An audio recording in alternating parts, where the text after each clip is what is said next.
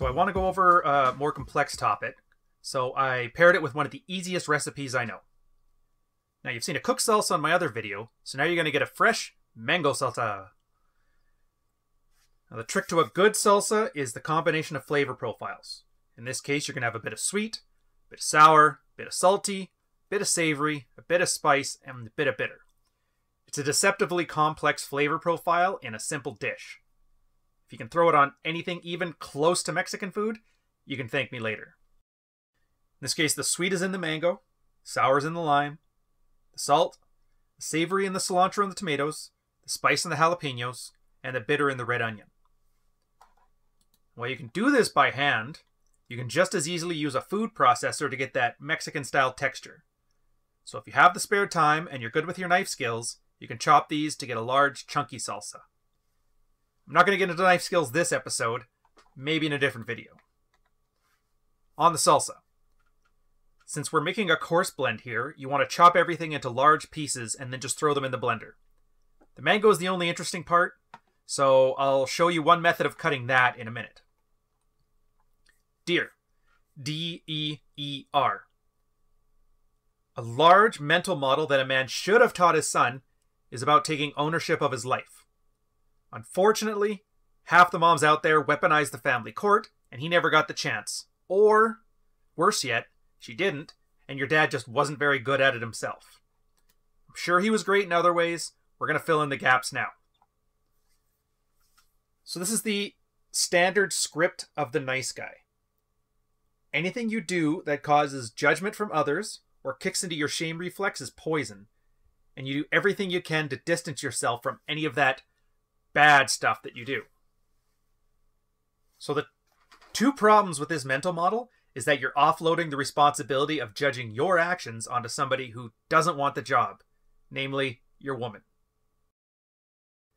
So for mangoes, you can slice around the fruit at about a third of the depth of it, and you give it a twist. You fillet or skin the mango depending on how ripe it is. And then for the other end that still has the seed in it, you're going to want to slice it another third of the way down, and that should cut around all sides of the seed. So this isn't my best work here, but it's salsa, so nobody really cares. Oh, the job. So not only does that girl not want the job, but it taps into her nurturing instinct. And girls react to the urge to nurture with a man in one of two ways.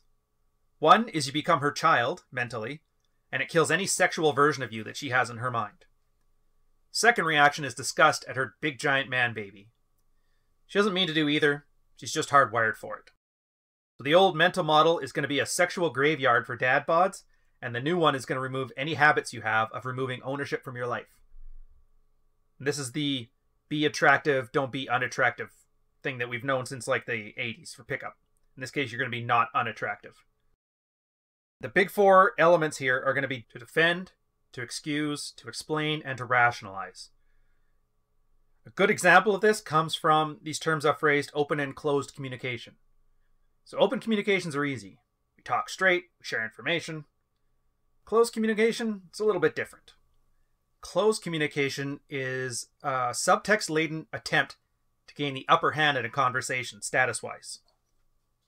In this case, did you do something that wifey didn't like? Did it piss her off? Was it unintentional or not really bad in your judgment? So the former codependent self would attempt to deflect this badness onto something else with those tools. It's called shame dumping, and nobody's fooled by it. I mean, you're basically using a fear-based response over 120-pound little girls. Actually, wait, most of you guys are American, aren't you? You're using a fear-based response over a 140-pound girl getting in a tiff over something. If you didn't put the toilet seat down, it's not bad, it's an inconvenience. If you didn't clean your house to your woman's unreasonable, obsessive OCD standards, that's her problem, not yours. It requires no defense. If you're getting nagged over something you've done once, and she's done it 1,000 times, don't even bother fighting over the hypocrisy. Wives can be hypocrites because they live in the now. Bringing up stuff from 4 months ago is counterproductive. You may think you're winning some debate over the ground beef, but you're really just displaying unattractive behaviors. Now, if you did something that you know to be the right choice and you're getting called on it, Don't walk them through your thought process. While I like the guy with some healthy narcissism, assuming everybody would agree with you if only they knew what it is you knew, it's not healthy and it's not narcissism. It's just stupid. You don't have to explain yourself to anybody. And sometimes you screw the pooch. It happens. Nobody's perfect, and nobody should be expected to be. So instead of taking an obvious screw-up and lawyering the language until it wasn't really a screw-up, just don't bother. The other person glazed over your word salad the instant you started talking about Carl Jung as your rationalization on why you forgot to feed the dogs last night. So as for what you want to do about this, nothing. And that's the hardest thing to do for some people. Does your nagging wife disagree with your decision? Don't defend it to her. Babe, it's done. Let it go. Did you get caught taking your time cleaning up after your lunch? Don't make excuses. Babe, I'll do it when I'm done. On the salsa, if you save the cilantro until you've already given the salsa a good blend, you can then blend it for a little less and it'll be a bit coarser. Just jam it in there and keep at it until it's the consistency you want. Did she have no idea what you were thinking when you decided to buy her second favorite ice cream and not her first? Don't explain why you did it. Babe, I got chocolate. If you want something else, here's the keys. Go get it yourself. Did you leave the lights on and the battery in the car died? Don't rationalize it as some hidden good. Mistakes were made. I'll fix it. Now these are pretty stupid examples, and I really suggest you check out the book No More Mr. Nice Guy by Robert Glover. He goes into this with much greater detail and offers some great exercises on how you can stop being an unattractive child.